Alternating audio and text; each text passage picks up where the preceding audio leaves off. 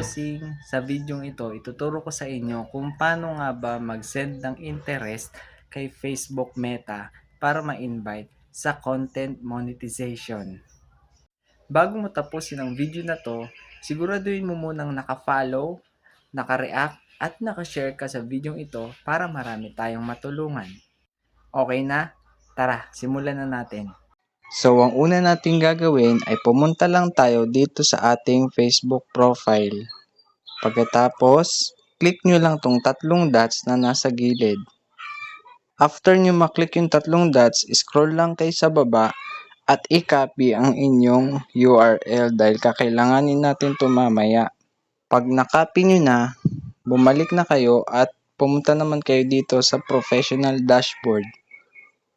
Tapos scroll lang kayo sa baba at i-click nyo ang support. Pag na-click nyo na yung support, scroll lang kayo ulit.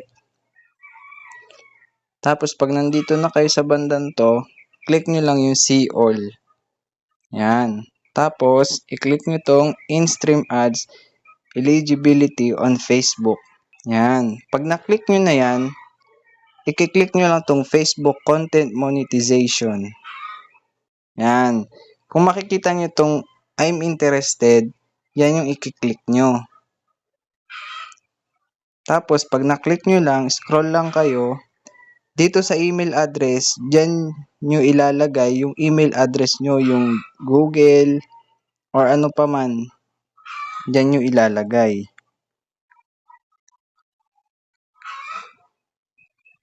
Yan. Tapos, dito naman sa Facebook account URL, dyan nyo naman ipipaste yung kaninang kinapi natin na URL ng Facebook nyo. Yan.